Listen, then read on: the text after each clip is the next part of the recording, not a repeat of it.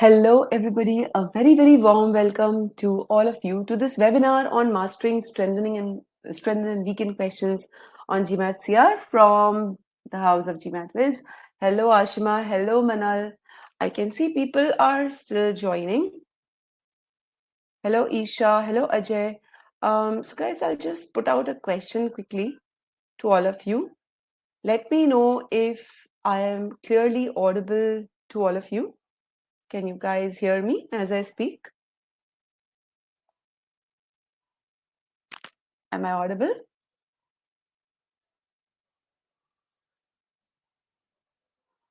Do let me know if you guys can clearly hear me. Okay, that's great to know that I'm loud and clear to all of you. Wonderful. So while others are still joining, I can see, okay, hello Smriti, hello Theo Wendy, hello Saad. While others are still joining, I would like to know from you if you are preparing for the GMAT for the first time, or are you a retaker, and from where are you watching this webinar? So this is just to know a little bit more about you while others are still joining us. And while you are answering that question, let me quickly introduce myself as well. My name is Sumita and I'll host you for this entire session. I have tons of experience in teaching and mentoring students. In fact, I have curated the entire GMATWhiz verbal course. I've scored the 99 percentile in the verbal a couple of times now. And I love teaching. I love finding solutions to the problems that students face. So let's hope today's session I'll be able to give you some assistance in helping you, let's say, achieve your goals. Let me see who all have joined. Okay, cool. Wonderful. So while the joining thing goes on, let's quickly set the agenda of what we're going to learn today. So one of the most effective things that you need to do in order to get these strengthen and questions correct on the GMAT is analyze the stimulus properly. All right.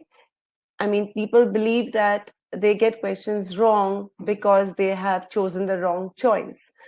Often, if not always, choices definitely matter, but the mistake has sometimes been already made when you were analyzing the stimulus and you did not analyze it properly. So, this is one of the things that we're going to focus on. We're also going to focus on how to understand the scope of the conclusion. I'm sure you rule out options saying, oh, this is out of scope, this is out of scope. But I'm also sure at the same time that most of us don't set that scope. All right. So how to set the scope of the conclusion for the strengthen and weaken questions so that you don't land up choosing out of scope, answer choices. And through all of this, we are going to talk about how to eliminate the choices based on this scope that you have identified. So we'll solve hard, strengthen, and weaken questions today. And let me see if we have more people who've joined us. Great. So once again, a very, very warm welcome to all of you. And let me get started with the first question of the evening. Here's the first question. I want you guys to solve it the way you normally tackle CR strengthen or weaken questions currently. And then I'm going to show you how this should be tackled so that you solve it in 2 minutes. Because on the Focus Edition, we know that you have 23 questions, 45 minutes, just about 2 minutes, not even fully. So your time starts now. I'm going to mute myself while you give this question a shot.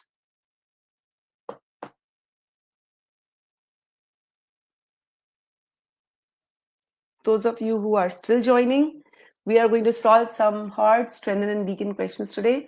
And we're going to learn how to solve these questions in the best possible manner, in the most, let's say, the least amount of time. So hello, KP. Good to see you again. And hello, Jamie. The others are already there. I've already welcomed you. So get started.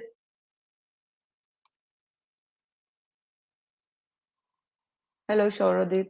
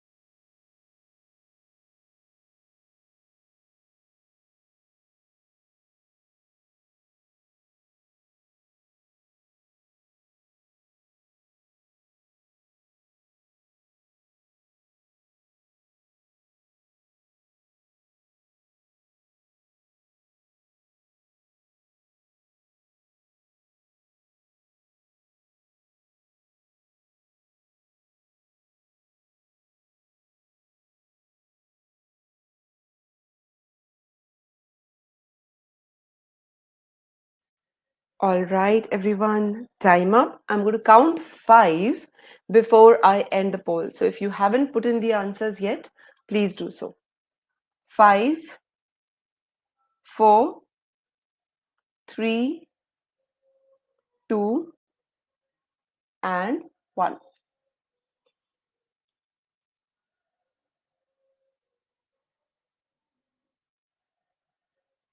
Okay, let's see. So none of you have chosen A as the correct answer, but 16% of you believe B is the correct answer. None of you have opted for C. 50% of you believe D is the correct answer. And then we have close E followed by 33% of the votes. All right. Now, there's a quick question that I'll ask all of you before I begin with the analysis. How many of you feel absolutely confident of the answer that you have chosen? How many of you are absolutely 100% confident? You know, oftentimes on the exam, if you mark an answer in a very lackadaisical or very underconfident manner, sometimes it impacts your performance for the other questions as well. So just want to know how confident. If you are very confident of your answer, mark a yes. If you're not confident, mark a no. Okay. So, wow, look at that. It seems none of us today were confident of our choices. All right, once again, 16% chose B, 50% chose D, and 33% chose E. Okay.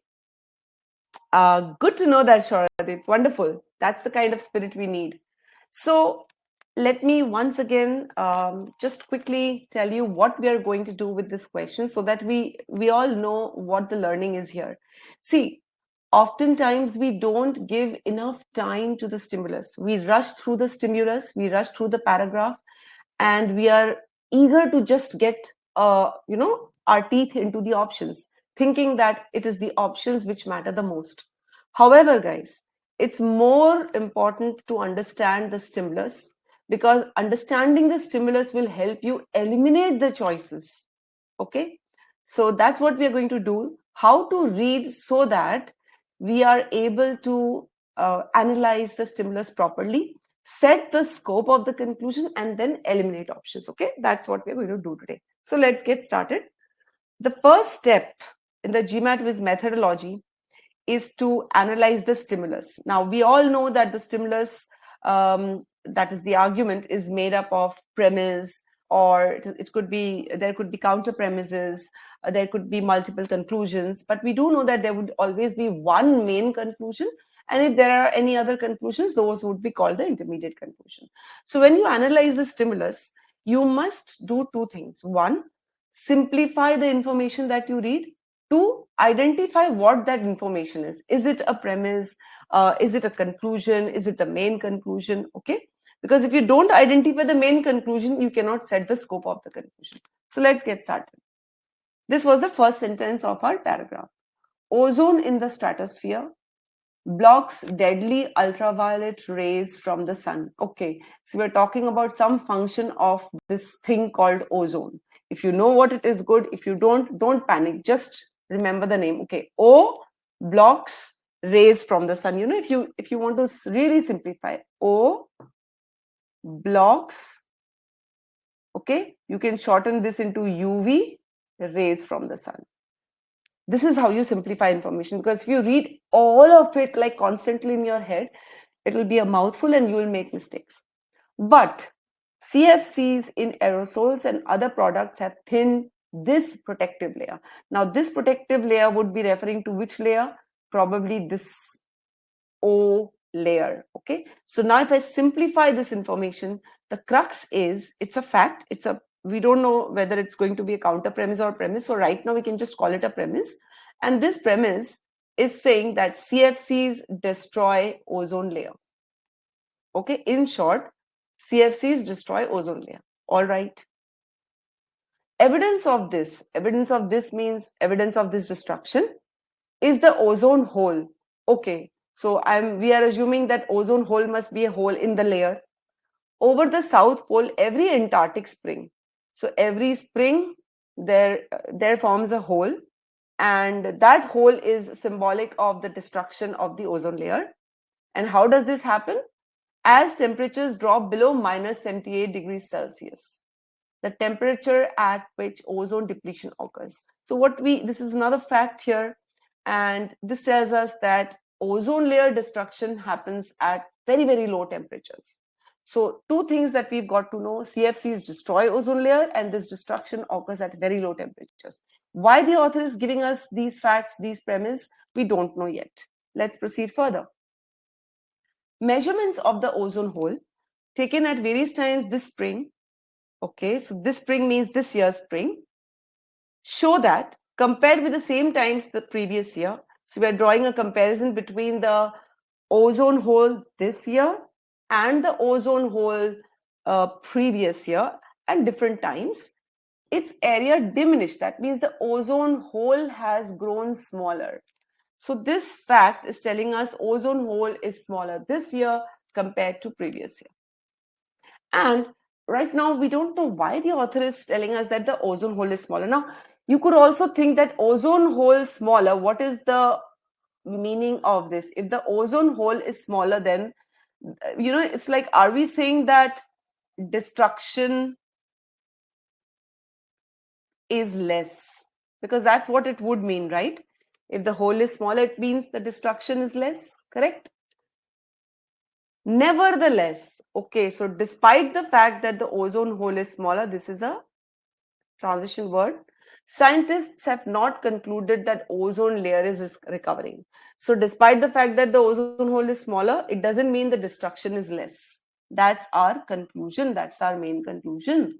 Okay, so ozone layer is not getting better, or in other words, destruction is not reducing. Okay, in other words, what we are saying is ozone depletion is not reducing. This is what the scientists believe, even though the ozone hole has become smaller. What do we have to do? We have got to strengthen the opinion of the scientists. So we have three pieces of facts, premises, and they're all moving towards the direction that the destruction is less, but the conclusion is going in the opposite direction, telling us that no, the destruction is not reducing. The smaller ozone hole does not mean the ozone layer is recovering. All right. So in a way, it acts as the counter premise. All right. And nevertheless indicates a contrast. So the main conclusion is scientists do not believe the ozone layer is recovering. And if we have got to support them, we have to provide context for the main conclusion. All right. We have to provide, our scope of conclusion will be that any information that tells us that the ozone layer is not recovering, the destruction is not reducing, will be answered. So this is the conclusion. Scientists don't think that the ozone layer is recovering, okay, although the size of the hole is recovering. And the reason behind not believing this, the reason is not given.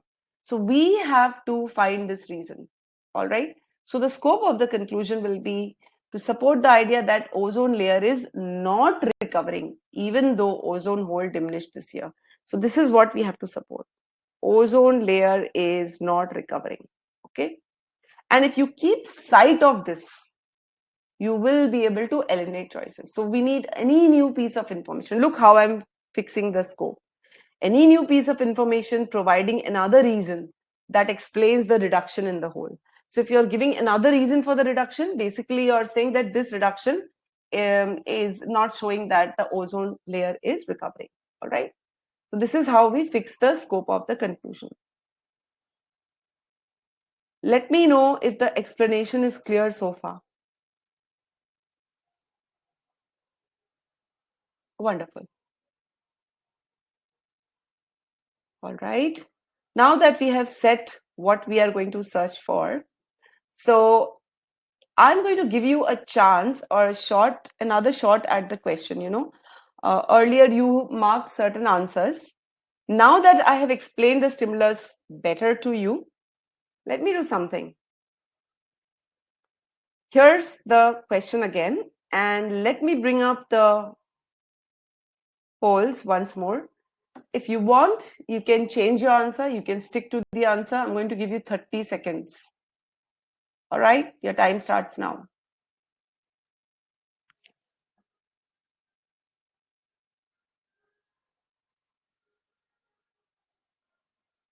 If you want, you can stick to what you marked earlier. But now with the analysis that we did together, if you think that something else is the answer, let's see what you would choose. A lot of you were not confident when you were marking the answer last time. So this time, let's see if you're feeling more confident. Okay, time up. I'm going to count 5 and close the polls. I gave you less time because you'd already analyzed the options. So 5, 4, 3, 2, and 1.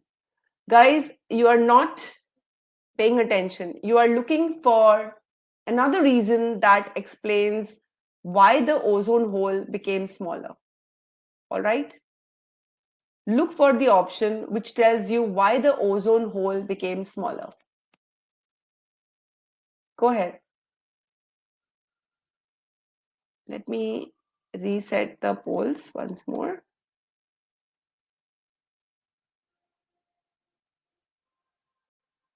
You are looking for an option that says, okay, ozone hole became smaller, but not because the ozone layer is reducing. So some other reason is there that explains how the ozone hole became smaller.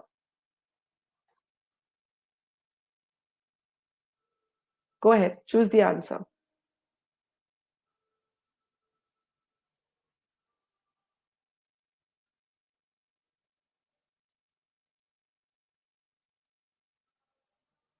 Okay, let me count 5. 5, 4, 3, 2, and 1. See? The moment you focused on the... So everybody's chosen D now compared to only 50% earlier. The moment you focus on the scope, this helps you eliminate every other choice. All right. We are told in the paragraph that ozone hole, okay, forms as temperatures drop below 78 degrees. So ozone hole forms because the temperatures are very low. And D is telling you that the temperatures were not very low. So D is kind of telling you why ozone hole did not form. Okay. D is giving you another reason why ozone hole was not big. It was because the temperatures did not drop low. So anyways, let's see. When we will, always compare the option with the scope. So A says ozone hole has steadily grown in size every year. Ozone hole has grown in size every year, okay. This year it has not grown, but the reason is not given. So we have to provide the reason. So A gives us no reason, and therefore this is like trying to say that this year, because the ozone hole is not grown smaller, it could mean that the ozone layer is recovering. So this is more of a weakness. If every year the ozone hole has grown, this year the ozone hole has become smaller, it is more like telling us that maybe the scientists are wrong. Length of time that ozone hole persists fluctuates from year to year. See, already we know that they compared the same times. So whether it fluctuates at different times and all doesn't matter. This is out of scope. Okay? It is out of scope because for how long? What does B mean? For how long the ozone hole lasts fluctuates from year to year.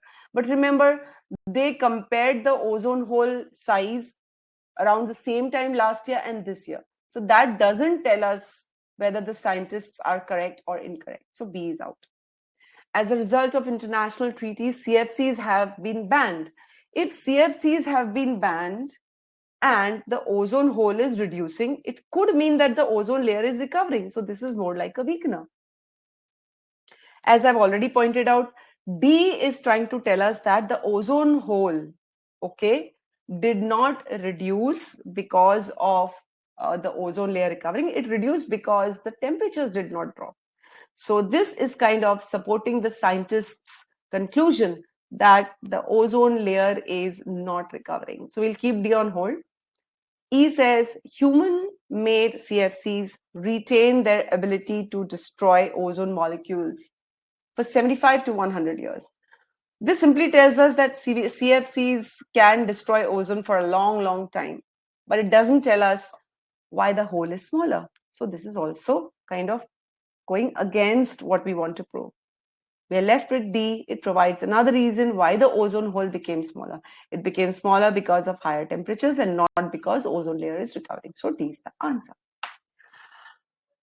I want all of you to realize, that how much of a difference the analysis, the correct analysis of the stimulus, how much of a difference the scope of the conclusion can make to your confidence and to your answer. And at GMATWhiz, we help you learn how to read the stimulus properly. For every question, the solution is written out exactly the way I discussed today. And we help you set the scope of the conclusion so that you can constantly compare your answer choice with the scope. All right. So thank you, Smriti. Yeah, got that. Wonderful. So just want to know whether everything is now crystal clear to all of you. For the next question, I want you to set up the scope for yourself. All right. Because the scope is something that you can kind of constantly track. Okay, this is the scope. Is my answer within that scope or not? So let me know if the explanation is clear. And at the same time, let me also share with you the link to the free trial version of the course if any of you are interested in taking a closer look at our course. There's the link. And if you are facing issues with your prep, now with the focus version, you can set up a free call with our experts using the link that I'm sending you right now, the calendly.com link. Okay, thank you for that answer. So just to wrap all of this up, the most common mistake that we make during ACE is answer choice elimination, that we pick out of scope answer choices. All right, this is a very, very common mistake. And this mistake can be eliminated by following the correct approach to CR questions. What is the correct approach? Analyze the stimulus properly, okay, set the scope of the conclusion, and then move to eliminate the answer choices. And as I told you already, at GMATWhiz, these are some screenshots from our course. We spend hours teaching you how to analyze the stimulus properly, all right? How to understand the buildup of the argument, how to set up the scope of the conclusion. Different kinds of questions, different CR questions require different kind of scope fixing, all right? For example, the strengthen weaken questions belong to genus 2 questions, where we have to work with the conclusion. All right, and how to set up the scope, you've already seen one small demo. Here's the next question. So I'm going to mute myself. You have 2 minutes. I'll mute myself in the meantime.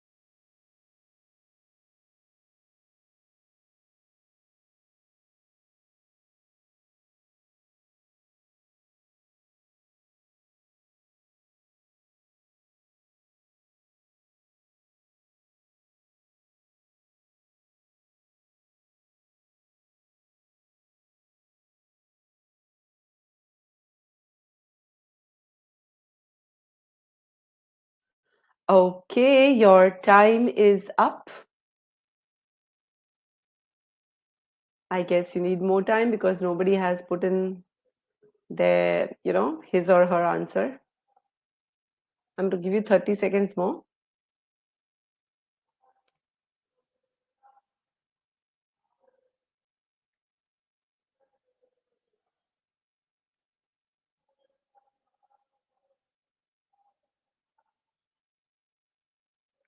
All right, I'm going to end the poll.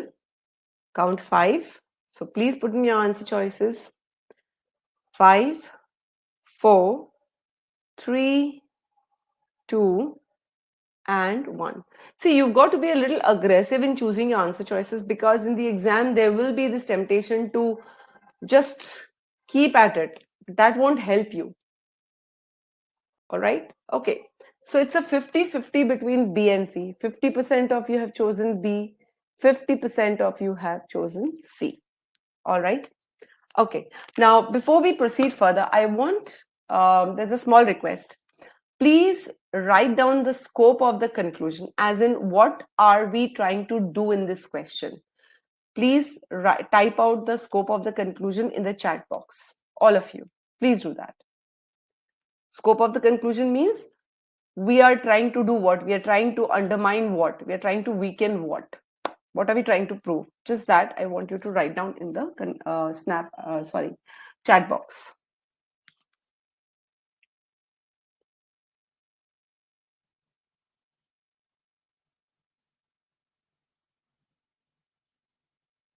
Avik, you can put your answer here.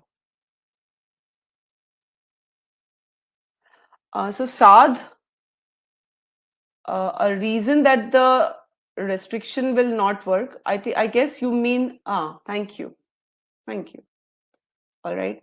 Poll and Saad, I don't know why the poll was Saad and Avik, I don't know why the poll was not you couldn't view it because the others have viewed it.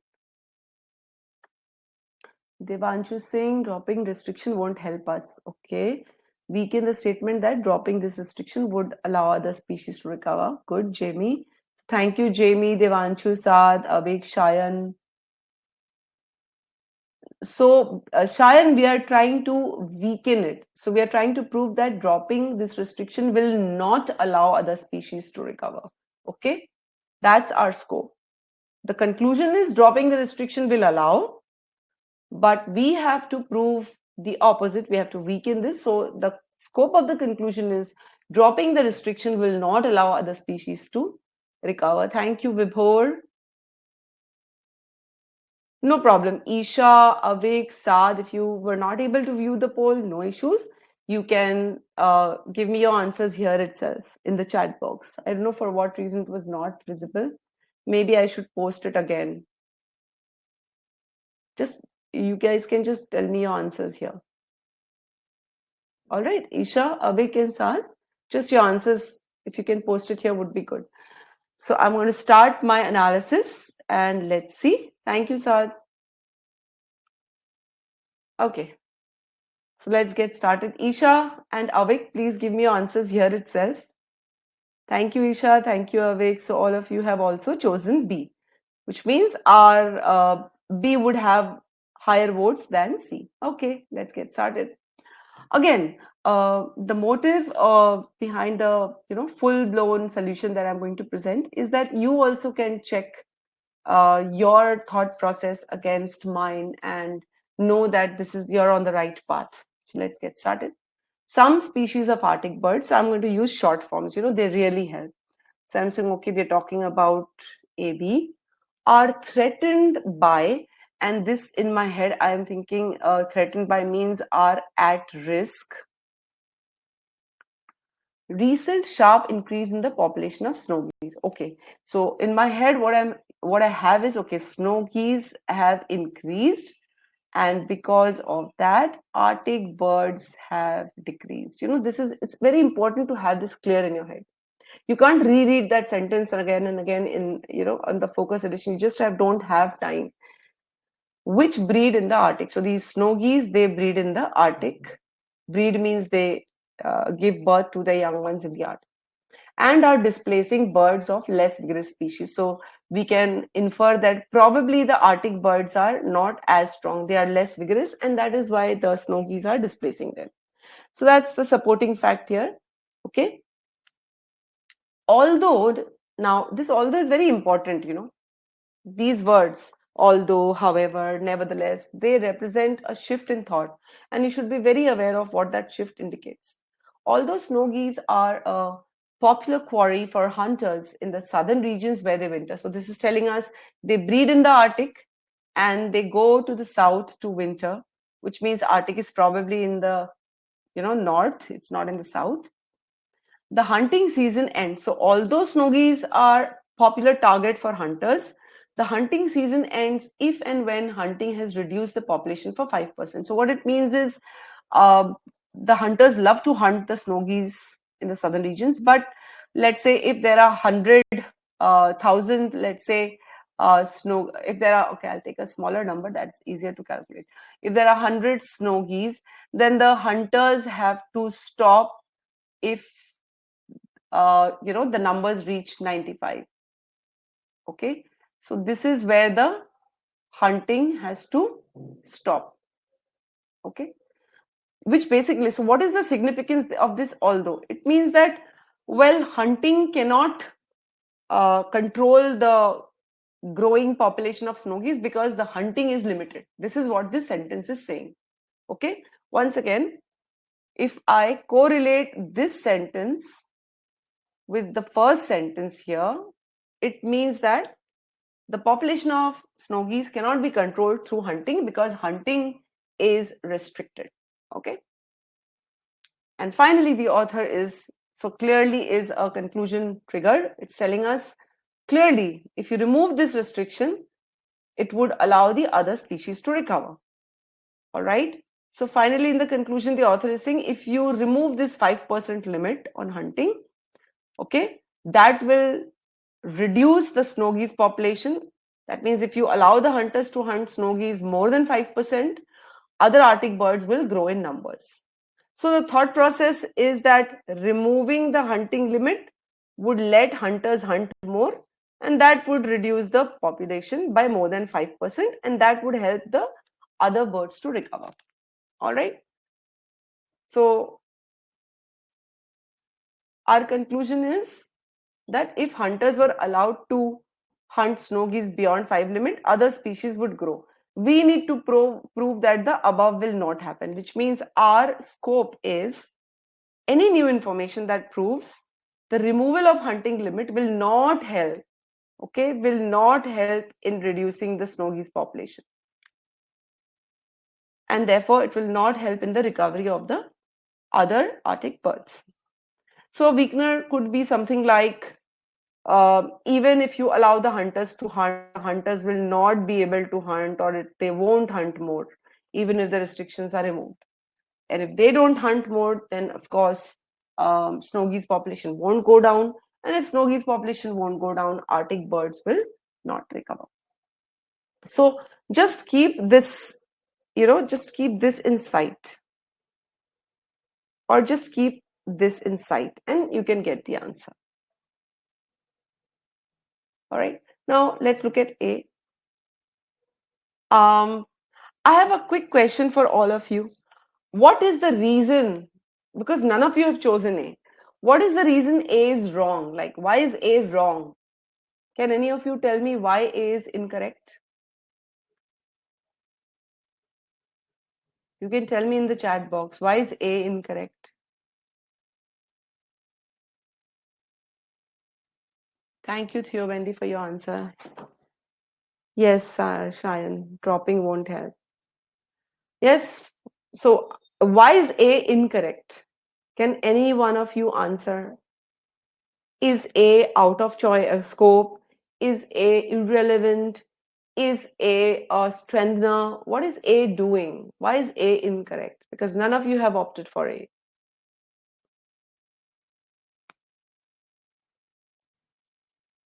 Okay, Devanshu says it's irrelevant. Anybody else? Proper analysis of the choice is very, very important as well, So Saad, Shayan, Devanshu, Vibhor, all of you are saying it is out of scope and irrelevant. No, that's not the reason why it's incorrect. I'll show you. Now, A is saying hunting limits were imposed in response to. In response to means because. Okay? Because there was a sharp decline in the population of snow geese. So, snow geese were going down and therefore limit was put. Okay? Now, this says drop the limit so that snow geese will go down. So, if snow geese was going down, which is why the limit was put, today, if I remove the limit removed, then that will actually, if I remove the limit, then the snow geese will decrease more, right? So limit was put to stop the snow geese from declining.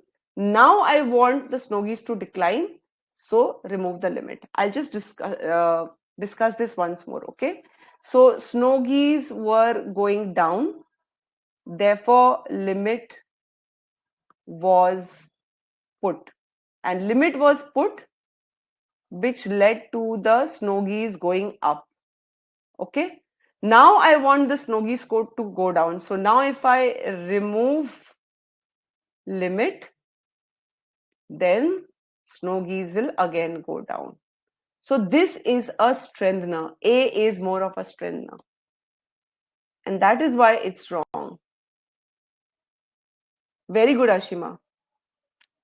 So is this clear to all? Are all of you clear how A is a strengthener?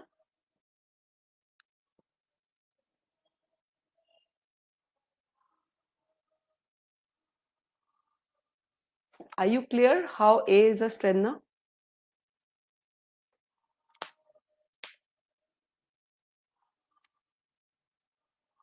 Wonderful. So a lot of you have chosen C as the correct answer. C is also a strengthener. I'll show you how. What is C saying? C is saying number of snow geese taken by hunters means hunted. Okay, each year has grown. So this choice is saying there is a trend of more hunting despite the limit, correct? If the hunters are interested in hunting more, even though there is a 5% limit, then there's a tendency to hunt more. Now, if I remove the limit, this shows that the hunters are going to hunt more. So this is also a strengthener. Okay. I will discuss B, which is the correct answer, but C is also a strengthener. So is the explanation for C clear? C shows a trend of hunting more, even though there is a 5% limit. So if I remove the limit, then probably the hunters who love to hunt these snow geese would hunt more. So C is more of a strengthener, not a weakener. Let me know if the explanation for C is clear.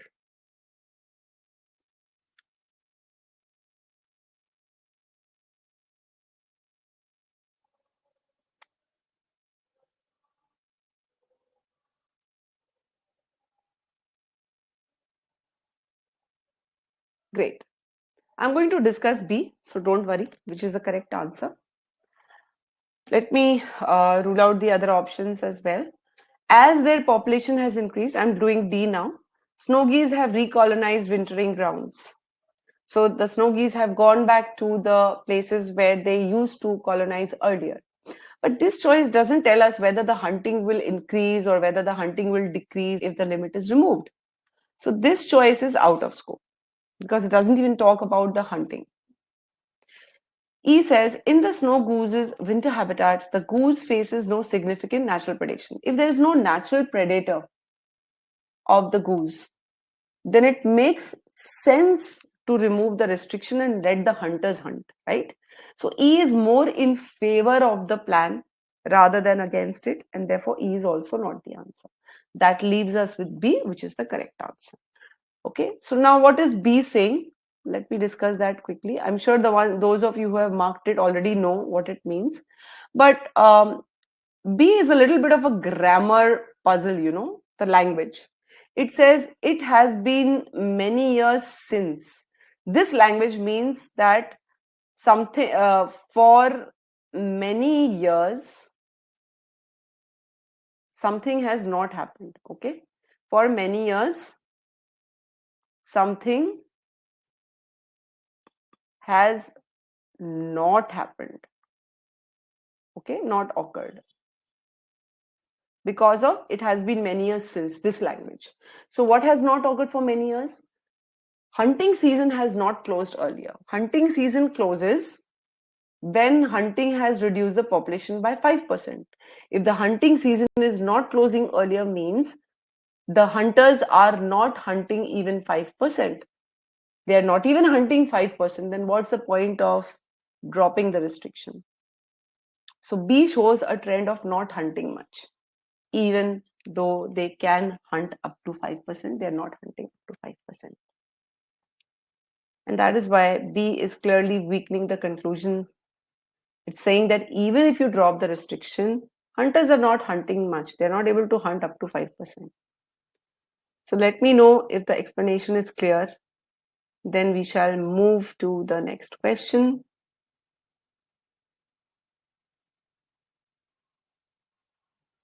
Yes, Shayan, absolutely. Very good. Devanshu, which part, if you want me to explain anything, I'll be glad to help. Mia, you can get a recording of this webinar. You can write to support@gmatwiz.com. They'll let you have a recording of this webinar. All right. So Devanshu, let me know if you want me to explain anything further. Second part,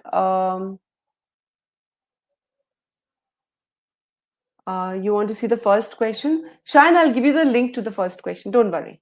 Okay, it's an official question. I'll give you the link to the first question. So Devanshu, second part, B option. Okay, let me just explain this to you, all right? See, Devanshu, look at this. If I say it has been many years since I met my friend. It means I have not met my friend for many years. So choice B, the second part, means for many years, okay, hunting season has not closed early.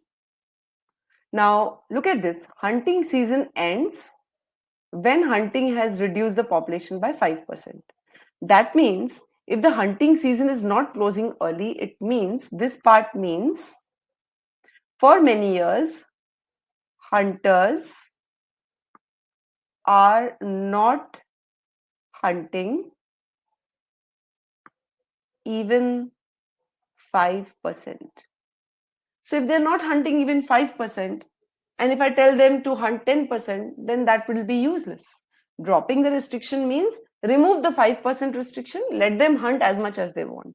But the hunters are not interested in hunting. Okay. So, Devanshu, is that clear? Vibhor, B is not a strengthener. B is a weakener. Vibhor, B is a weakener. That's the answer. A is a strengthener. You're welcome, Devanshu. Take a moment, all of you, to let this sink in, because this is a very good question. All right. If you want to get hard questions correct, all right, then you have to ensure that you not only decode, the stimulus, you also decode the answer choice properly.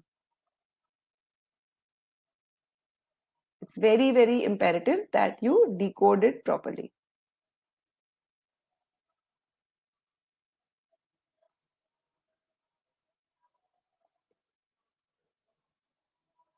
Devanshu, this question would be, I think, per the GMAT club, this was 95% hard.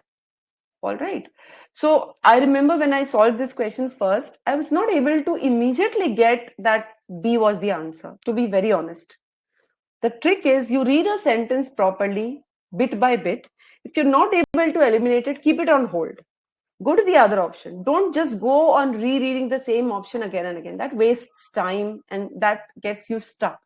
So I was not able to eliminate B. I was not able to select B when I first solved this question. I went to C. It was easier for me to eliminate A, C, D, and E. So when I was left with B, I just marked that and I moved. Because that's what you have to do in the exam also. Nobody's going to come and ask you why B is correct. You're welcome, Shayan. So let's now go to the next question. And I hope you will enjoy the next question as much as you enjoyed this one. Here's the question. Again, I'm saying set the scope very clearly. Once that is clear in your head, you can eliminate choices. What you can't eliminate in the first shot, keep it on hold. Okay? Go ahead.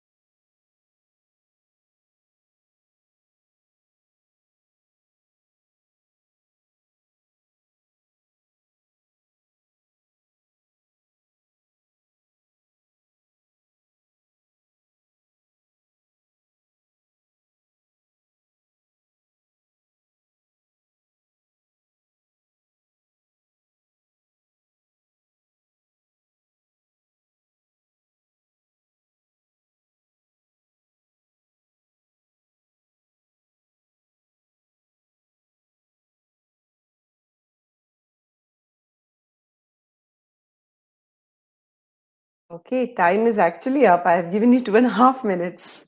I went for a sip of water and time just flew by. So I'll count 5 and end the poll. Please put in your answers. 5, 4, 3, 2, and 1.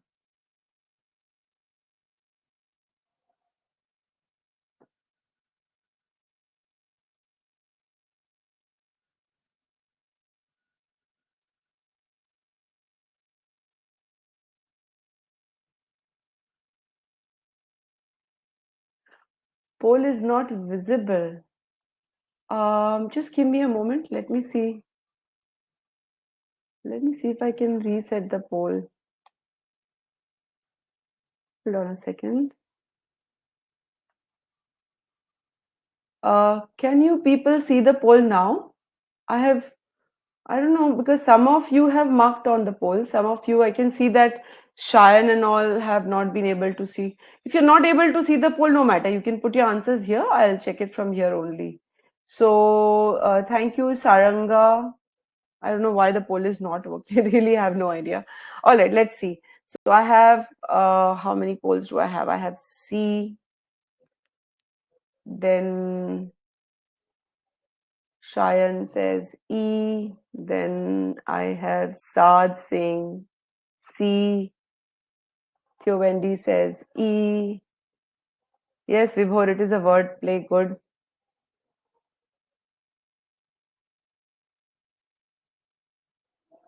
No matter, guys. Ajay, all of you can put your answers here. If you can't see the poll, no problem. I think there's some issue with the poll, maybe some glitch. I really don't know how to correct that.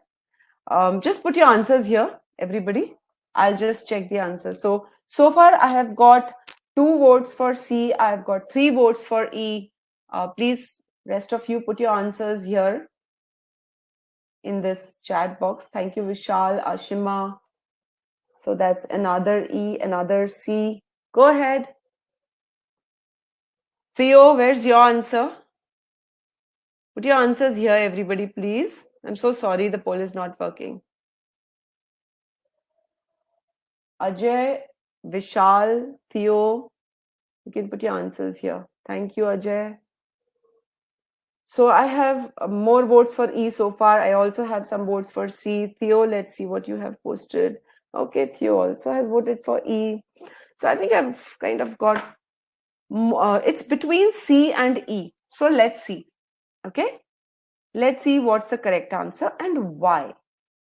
Because as I said, unless and until you've chosen the correct answer for the correct reason, it's as good as getting the question wrong.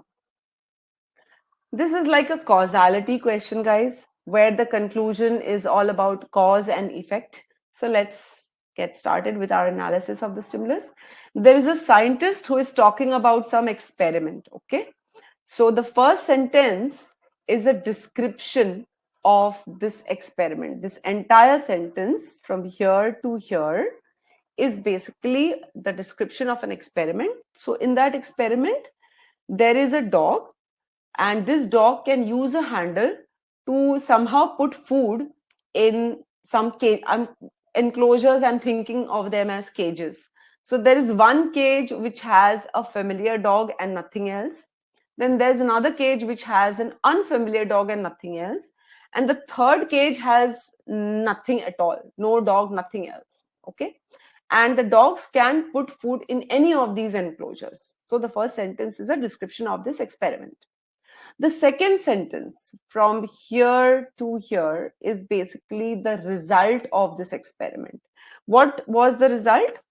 It was found that dogs who had the handle, they put more food in enclosure 1 where we had a familiar dog. So there was more food was given to these people.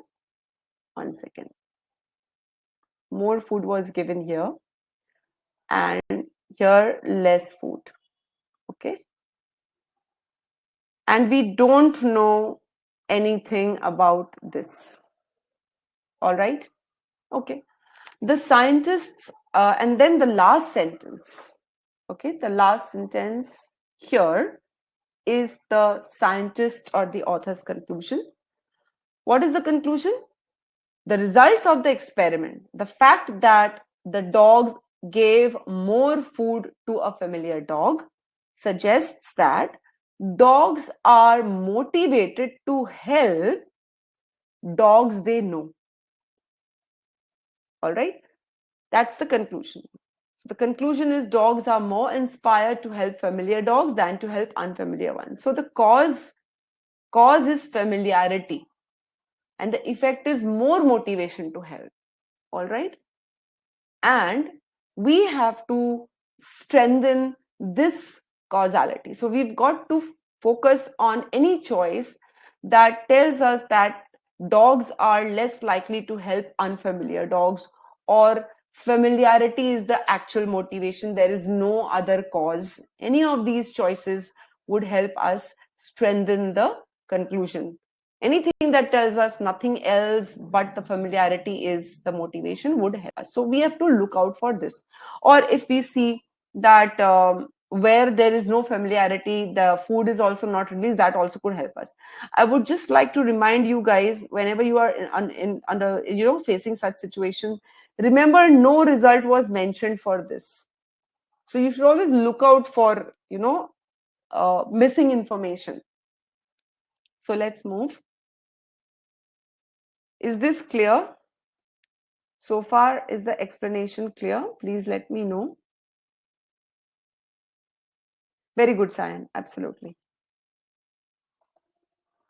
I don't know if the poll is going to work or not. Let me just reset.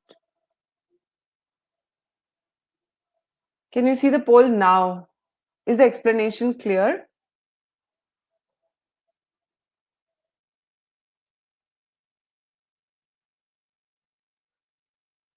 Okay, great. I think now you can see the polls. I just kind of reset the poll, so I guess that worked. Great. Now let's move to the answer choice elimination with that scope in view. Okay. So now A says the behavior of the family. Now look at this. The question stem is saying the scientist's argument would be more strengthened if it were true that in the experiment, dogs with access to handle tended to release more food when. So each of the options you have to start reading from here and then add here. So the dog with access to the handle tended to release more food when the behavior of the familiar dog was encouraged by a familiar person. All right. So this is saying that familiarity is not a reason. All right. A is saying familiarity is not a reason. So this is actually a weakener. It is telling you that something else is the cause. So A can be ruled out.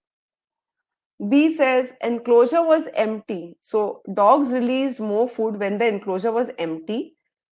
Empty means no familiar, no unfamiliar dog, than when it contained an unfamiliar dog. Now the comparison here is between empty enclosure and unfamiliar dog, but we wanted to know about the familiarity part. So this proves nothing. All right, this is out of scope. C says that the dog released more food when the familiar dog was displaying friendliness towards them. So this leaves us with the confusion that was it the familiarity of the dog or was it the friendliness shown by the dog? Which one was the reason? So C again is a weakener at best. All right, those of you who chose C, is it clear why C is the wrong answer? Is the explanation for C clear, guys? Why it's not the answer? It says the familiar dog was showing friendliness. So was it the friendliness that motivated them to help, or was it the familiarity of the dog that motivated them to help? This sentence is causing a confusion. It is not clearly telling us that it's the familiarity. Okay, so familiarity and friendliness is not the same thing. And that is why C is ambiguous. It's kind of telling us there is some other reason. The friendliness is the reason. And that is why they release more food to the familiar dog. Is the explanation clear for C?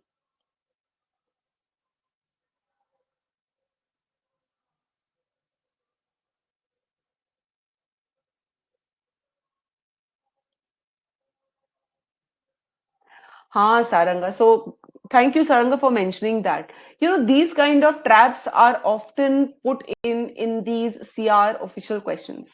So familiarity and friendliness is not the same. All right. Maybe you know somebody by face. You're familiar with the person's face. That doesn't mean you're a you're friends with that person, right? An acquaintance is also familiar to you, your colleague is also familiar to you, the person who comes to maybe walk the dog is also familiar to you, but need not necessarily be your friend. All right, so you have to be careful. That is why reading the choice very slowly, part by part, is the key. Okay, great. So C is not the answer, which means basically the E should be the answer. D says a dog. Now, a dog means which dog? Familiar dog or unfamiliar dog? Okay. So, the dogs with access to the handle tended to release more food when a dog appeared uninterested. Now, what dog is this? We don't know. So, this choice cannot be used at all. I mean, I have written a weakener at best, but it's not even a weakener because it doesn't tell us which type of dog we are talking about. All right. So, D is out. E is the answer. And if this is the exam, if you have been able to successfully, logically, confidently rule out A, B, and C and D, please don't read E and again justify. Just mark E and move. Bottom line being, you should be confident of A, B, C, and D. If you're not confident, of course, you'll have to go through E. So E says the dog with access to the handle released more food when a familiar dog was in the cage than when a familiar dog was visible but was not inside the cage. So if the familiar dog was in the cage, that means the familiar dog needed help because it was in the cage. All right. So this proves that there was motivation to help because of the familiarity, and therefore E is the correct answer.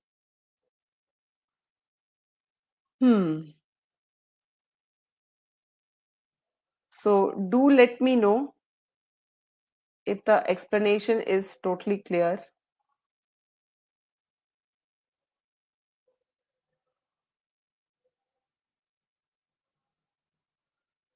Saad, it just has to tell us that familiar dogs were given more food.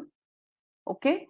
So when the enclosure was empty, the dogs saw the familiar dog outside, but the familiar dog did not need help.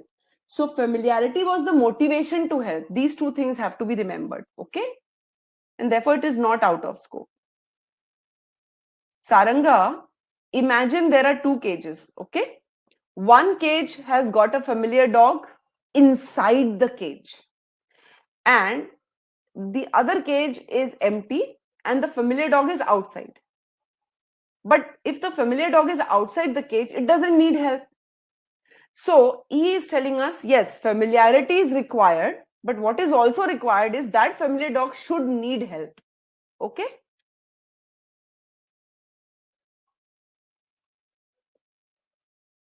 Is it okay?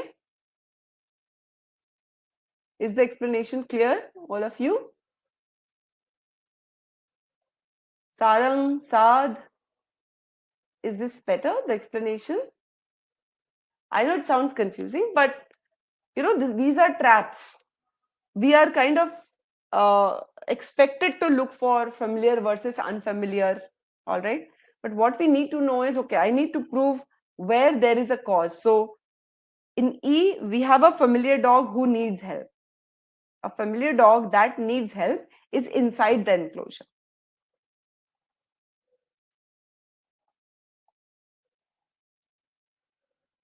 Yes, it also has than to help unfamiliar dogs.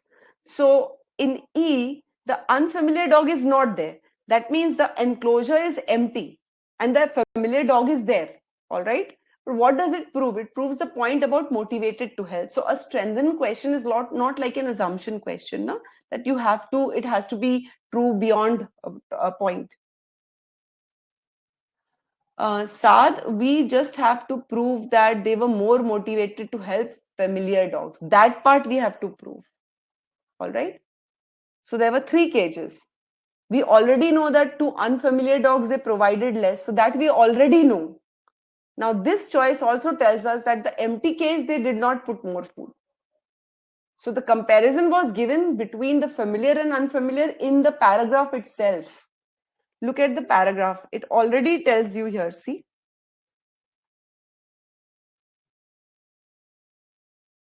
This is already given. What is not given to us is what was released in the empty enclosure. Okay.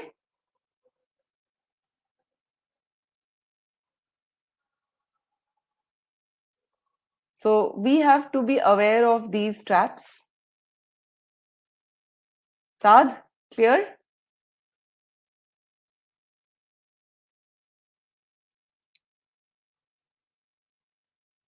While Saad is kind of registering that, let me once again point out to you the 2 links that I have shared.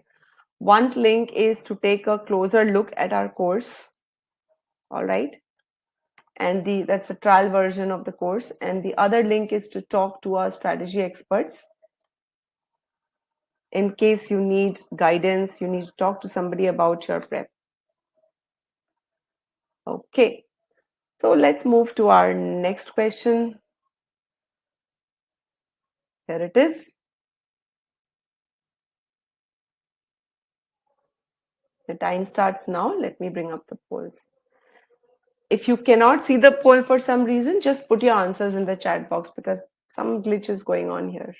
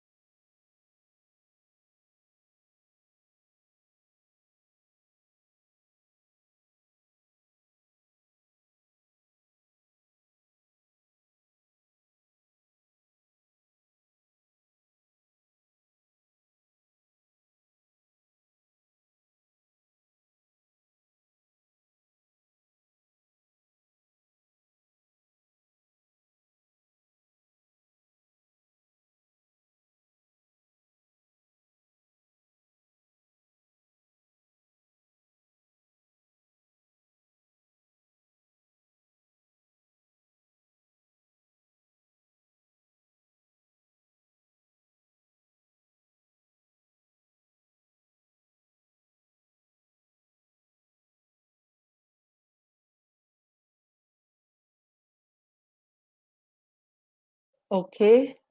So please put in your answers. I think some of you are able to see the polls because I have got some answers on the polls, and some of you are not able to see on the poll. I don't know if you can see the polls. Please put your answers there. If you cannot, then you can put your answers in the chat box. Both are welcome. So I'll count five and end the poll. 5, 4, 3, 2, and 1. Okay. So per the polls, it's a 50-50.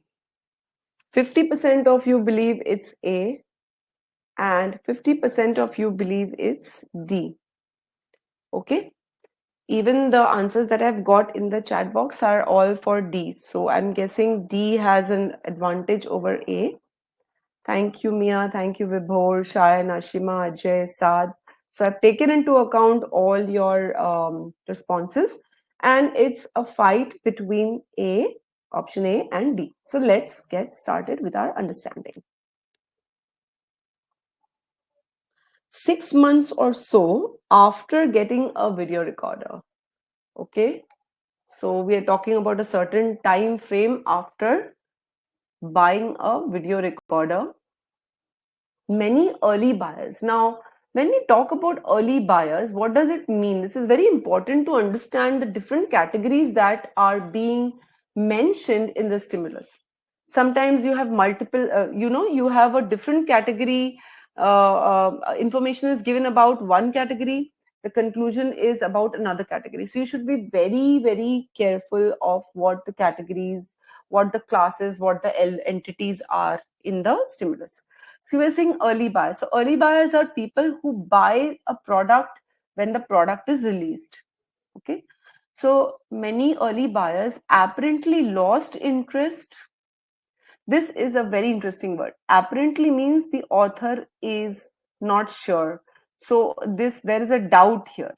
Okay, which means this is an opinion. Clearly, this is an opinion of the author that many early buyers apparently lost interest in obtaining videos to watch on it. So initially, they probably bought videos to watch on this video recorder, but up in about a month period, a time of 6 months, they kind of maybe got bored of it or something. All right, so that information is given to us. The trade of businesses selling and renting videos. Now, if we shorten this, okay, so we are talking about selling and renting videos is still buoyant, means despite the fact that early buyers are not buying videos to watch on the video recorder, currently the business of selling and renting videos is still on. Why? Because the number of homes with video recorders is still growing. That means everybody hasn't yet purchased a video recorder. The market is not yet stagnant. People are still buying video recorders. So therefore, selling and renting is still continuing. So in a way, it's trying to tell you that the early buyers are not buying it, but the later buyers are buying it. Okay. Okay. The later buyers are buying. The early buyers are not. But clearly, so here we have the conclusion marker. Once the market for video recorders is saturated. So once all homes have video recorders, businesses distributing videos face hard times. All right, so buying and selling is not going to work then. This is the conclusion. All right, and what's the reasoning given? That early users have stopped buying. Early users, okay, stop buying videos after 6 months. Mind it, no information is given about the later buyers. All right, whether they are going to continue, watching videos on the VRs or not is not given to us. What do we have to do? We have to weaken the conclusion. So our scope of the correct answer choice will be any new information that proves businesses selling and renting videos will not face difficulty even when the sale of VR stops growing. Okay, that means even if every home has a video recorder, even then, the business of selling and renting videos will not face difficulty. This is what we've got to prove. So if you now ask a question, if you simply ask a question, how or why such businesses will not face difficulty? Why will they not face difficulty? Because they will still keep, somebody will still continue to buy the video. Who will continue to buy the video? Because early buyers have lost interest. So maybe the later buyers will not display the same behavior. Maybe they will continue to buy and rent out videos to watch on the video recorder. And that is why the businesses will not face difficulty in future, even after the market has saturated. So a weakener would be would be a sentence that tells us later buyers of the video recorders will not lose interest in the same way the early buyers did. Is this clear? Let me know, all of you, if the explanation is clear. Setting the scope is the easiest thing, the best thing that you can do for yourself. You will see that I'm not laying much emphasis on pre-thinking. In the exam, in a 2-minute frame of time, it's really very difficult to think too many things at the same time. But it is easy to fix the scope of the conclusion because the conclusion is right there in front of you. All you have to do is, okay, am I going in the same direction as the conclusion? Am I going in the opposite direction of the conclusion? And just stick to it. All right, good. Thank you. So when we are going through our options, we are going to look out for at least this. Here we have it. Okay. So scope of conclusion is businesses selling and renting video will not face difficulty. Why? The later buyers will not lose interest. Now let's see what the choices say. A says the market for video recorders would not be considered saturated until there was one in 80% of homes. So this is just a definition, okay, of saturation. But it is not telling us anything about what will happen to the buying and renting of videos. So A is actually a distortion of given information. It's just a definition of what do we mean by market for video recorders will be saturated. But we have to prove that even when the market is saturated, all right, then also the buying and selling will go on. So how much will lead to saturation is not our focus, and therefore that's out. Since a lot of you chose A, let me know if the explanation for A is clear.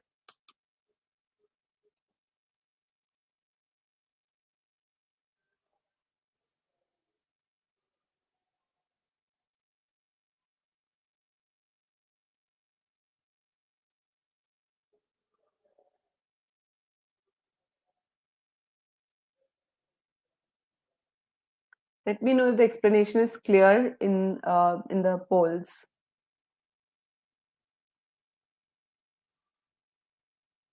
I'm glad, Shayan, this was clear to you.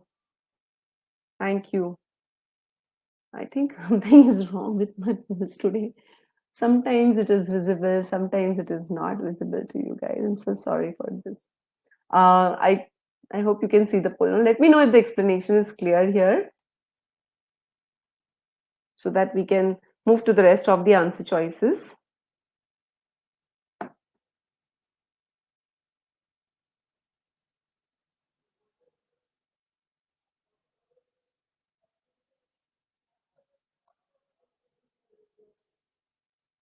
Yes? Is the explanation clear for A? A is just telling you how much saturation is saturation. It's not telling you what will happen once that saturation is on. Yes, guys, is the explanation clear? Please let me know so that I can move to the next answer choices and eliminate them.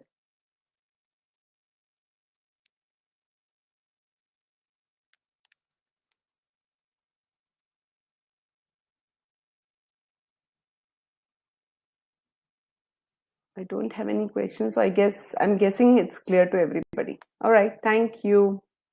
Okay, let's eliminate the other choices. Among the items handled by video distributors are many films produced as video features. We don't care what kind of films. See, the passage doesn't talk about what kind of films are, being rented, or what kind of films are being sold. Are there any special features and all? Or all we know is there are video recorders, there are videos to be rented and bought to play on that recorder. So B is actually totally irrelevant.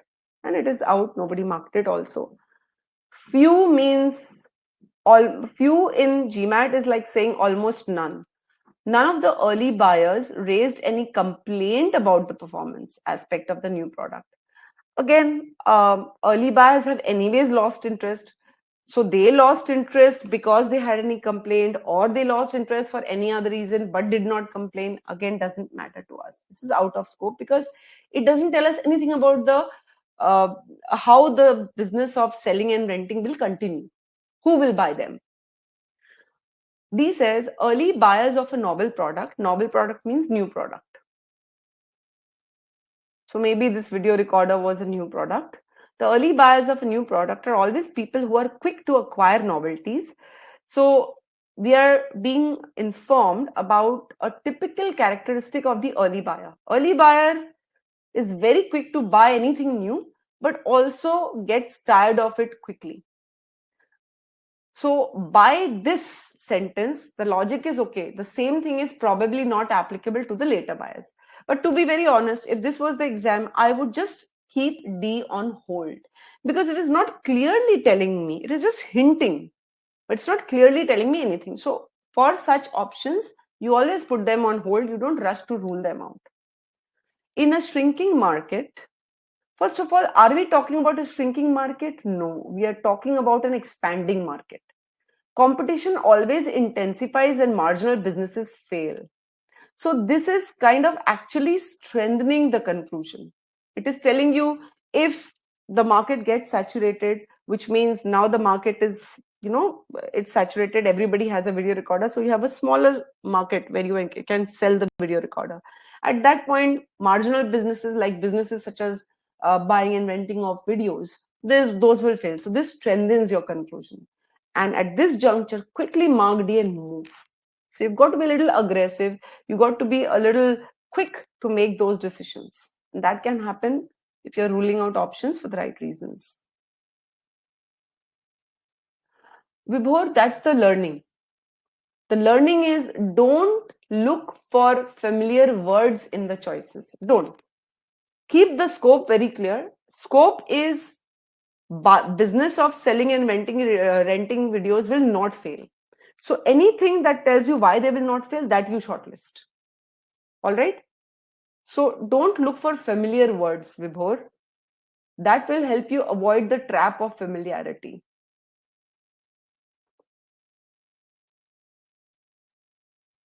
Okay. So I have chosen each of these questions with a lot of care because, when I solved these questions, I also kind of felt that, temptation to mark A. But once you understand what A is saying, you realize that, oh, this is just telling me what does this saturation mean? Saturation means, okay, if there are 80% of the homes have a video recorder, that is saturation. All right. But will those 80% home keep buying and selling the videos? Keep renting and buying the videos? We don't know. Therefore, A is of no use. Okay.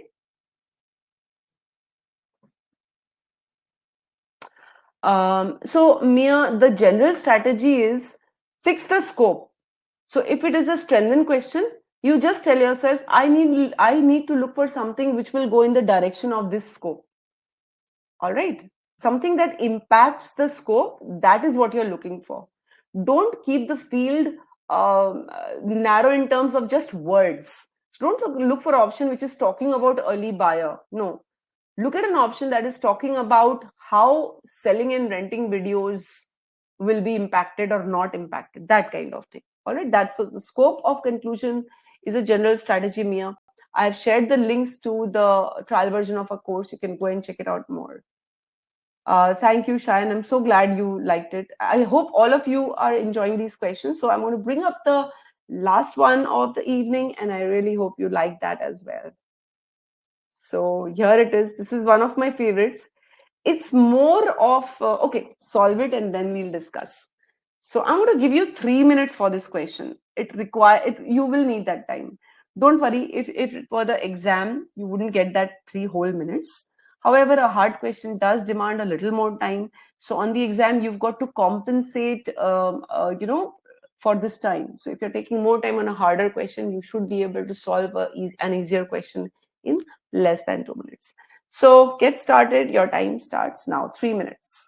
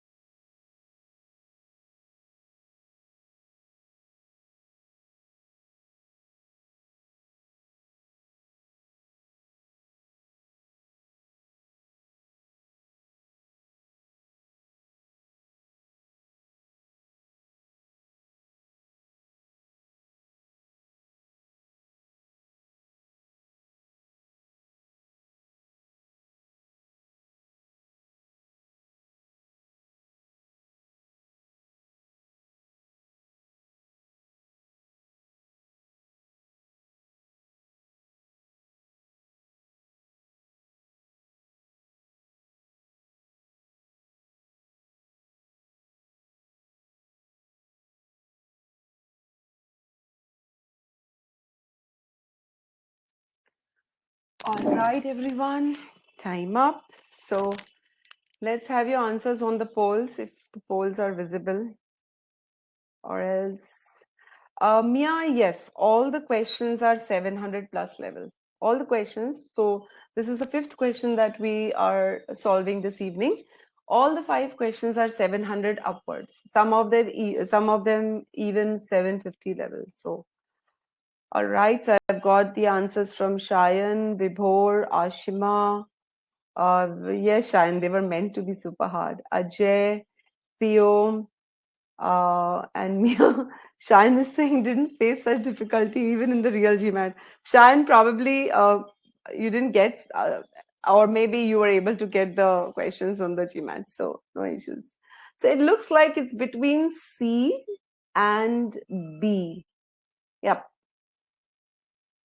It looks like most of you are divided between C or B.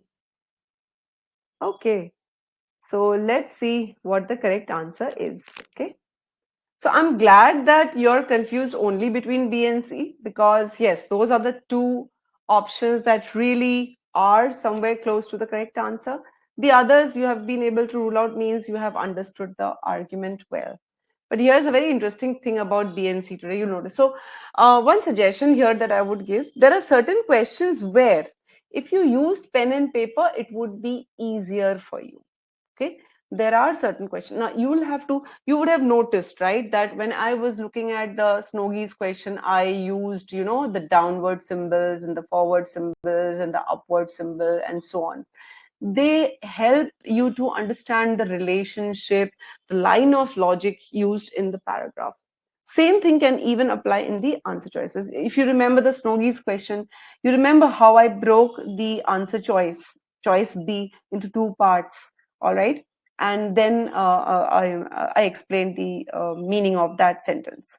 So it's important sometimes to use pen and paper. It's easier, in fact, more efficient to use pen and paper sometimes. Let's discuss this question in view of that. Tiger beetles are such fast runners. Okay, so we're talking about some beetles. Let's call them TB or whatever. They can capture virtually any non-flying insect. So we are basically talking about running on the ground and catching the insect that is also probably running on the ground. However, when running toward an insect, all right, so this is what we are told. A tiger beetle will intermittently stop and then a moment later resume its attack. When I say resume its attack, probably it means it will stop and a moment later run again after the insect. That's resume its attack. All right. Okay. So this is also a fact that they keep starting and stopping. Intermittently means, start, then stop, then start, then stop. Okay, this happens. Okay, why does this happen? Why is the author telling us all this? We don't know. Perhaps, so clearly here there's an opinion, there's a doubt here. The beetles cannot maintain their pace, so the author is giving us the reason why they stop constantly. Maybe they cannot keep the pace, means they cannot maintain the speed, and they pause for a moment's rest.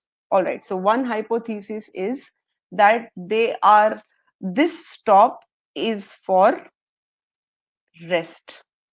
They want to rest. Okay. But an alternative hypothesis is, so there's another theory here, it seems. Okay. So let's call this hypothesis 1, is they stop to rest. Alternative hypothesis is, while running, tiger beetles are unable to process the resulting rapidly changing visual information. Simplify this. They are unable to process visual information and go blind and stop. So hypothesis 2 is they, okay, let me be a, they go blind. So from time to time, they are going blind, and that is why they are stopping. So there are two theories here. Okay. Which of the following, if discovered in experiments using artificially moved prey insects? So, if an experiment were conducted and some artificial insects were placed and beetles were forced to move after those insects, which or what would support one of the hypotheses and undermine the other? So, clearly, this is along the lines of evaluate question, where at the same time you're trying to strengthen or weaken or validate the conclusion. So here you have to choose an option which will, if it is strengthening hypothesis 1, it will weaken the second hypothesis, or if it is strengthening the second hypothesis, it will weaken the first one. All right. So our scope of the conclusion will be any new information that proves the beetles pause to rest, but they can see. Pause to rest means hypothesis 1 is strengthened, but they can see means hypothesis 2 is weakened. Or any new information that proves that they don't pause to rest, that means hypothesis 1 is weakened, that means they can maintain pace, but they go blind, which means hypothesis 2 is strengthened. So your answer choice must either do this or do this. Okay. So when you're examining B and C, if you just tick and cross hypothesis 1 and 2, it will be easier for you to do that. So a strengthener or weakener will be along the above lines. Okay. Now let's come to the options. Okay. So can see and resting is the real reason. So this is our hypothesis 1 and this is our hypothesis 2. Now one by one, I will examine each option. A says when a prey insect is moved directly towards a beetle.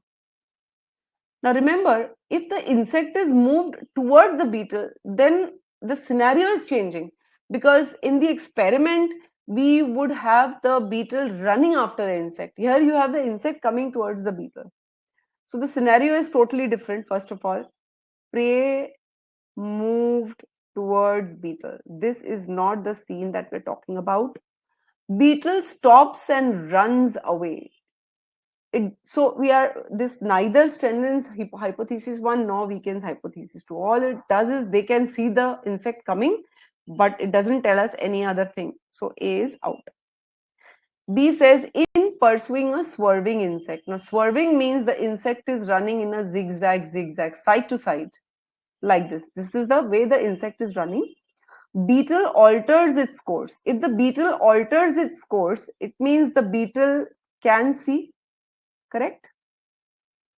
If the beetle is changing the course when it is running after a zigzagging insect, that means the beetle can see. So hypothesis 1 is strengthened.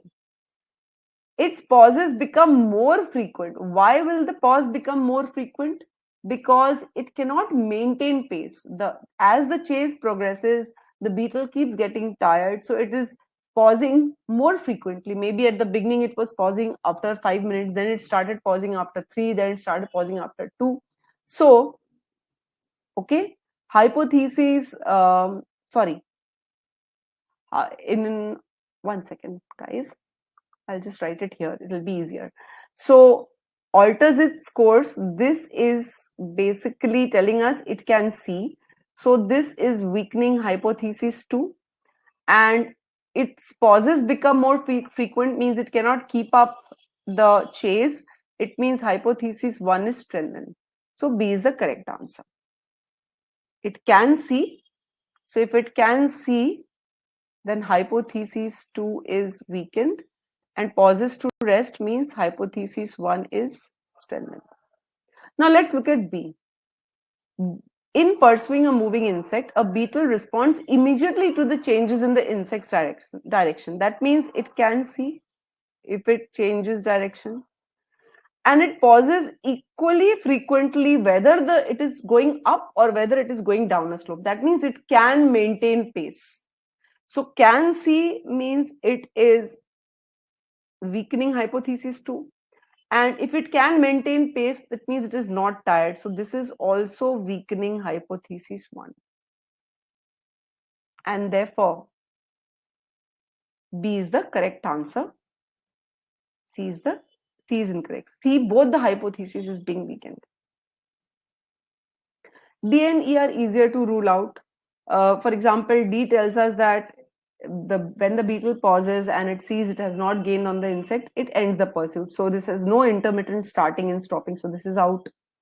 And E says the faster a beetle is running after an insect, the more frequently it stops. So it talks about getting tired, but it doesn't talk about whether it goes blind or not. So B is the correct answer. Do let me know if you guys have any questions.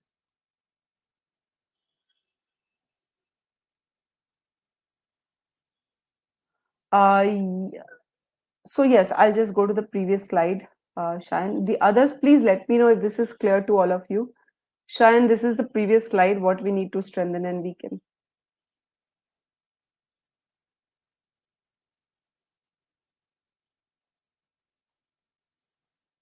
So again, for this question, at least I would have just written down on paper, okay, can see is, so if I'm saying can see, it means I am weakening hypothesis 2. If I need rest, it means I'm strengthening hypothesis 1. So this is what I was just write on paper and keep matching my answer choice to this. Once again, I am sharing the link to the free trial version of the course, and there's a link where you can set up the call with our strategy experts. Saranga question bank. I would suggest go to GMAT Club, and from there you can select all the official sources and practice from there. You're most welcome, Shayan. So Mia, I'll just explain the second part of C to you. Just give me a moment. So look at C. C cannot maintain pace. Okay. C says it pauses equally frequently. That means it can maintain pace.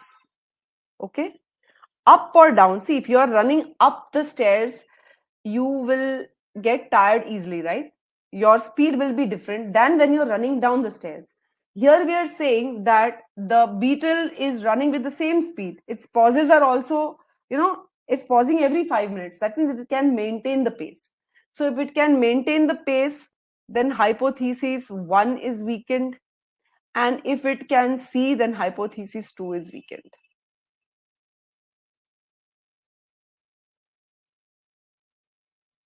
All right, Mia? Is that clear?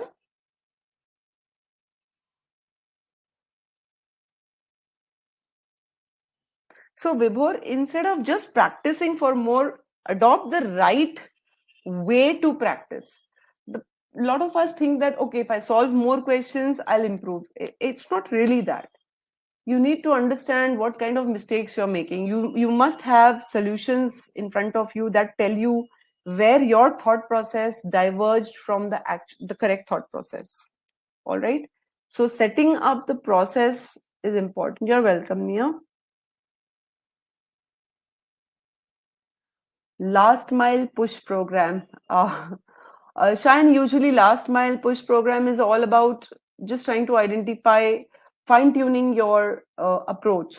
So, how much time you will spend on, the stimulus. You should have a very clear idea about that. How much time you're going to spend on each answer choice. If you don't understand the meaning of an answer choice, you will just keep it on hold. These are some decisions that you have to make absolutely when you're fine tuning your process. You cannot sit in the exam and waste time over these. So yeah, I would say that those are the things that you should look out for. Vibhor, you can, yes, I will share the support. So you can write to these, or you can also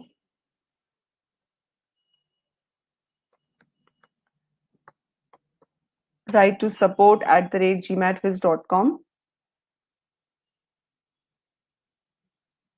I know. So the language of the answer choices, Mia, is basically the killer. Shayan, I would say perhaps you need, probably you need more to take a closer look at the errors that you are making. I'm guessing that that was the classic version that you took, Shayan. Maybe if you can talk to our strategy experts, Shayan, they will point out what you can do, to make sure that doesn't happen again. I've shared the links, so they will be able to help out. Definitely get in touch with Piyush. He'll definitely help you out there. So let me thank all of you for taking out your precious time. It's a weekend, and attending the webinar. Without you, this webinar is of no use. So thank you so much, all of you. Ashima, Theo, Ajay, Shayan, Devanshu, Mia. I hope I have remembered all the names. Vibhor. Then I also have Ajay. One second, I'd like to mention everybody here as much as Saranga, then Ashima. Yes, thank you so much, all of you. So, all Saad was there as well, Vishal, Ajay, Isha was there, although she didn't participate, but she was also there. Avik, Smriti was there, Shoradip was there. So, thank you, everybody, very, very much. I hope today's session was really helpful to all of you. And next weekend, I will be bringing a webinar on, let me see it's on Sunday. That's on the 17th. This will be again on a CR webinar where we will talk about different frameworks that you can, use for pre-thinking for certain questions. So yeah, that's on Sunday, same time as today. You're welcome, Shayan. Thank you so much. Thank you very much. See you guys again. Take care. Bye-bye.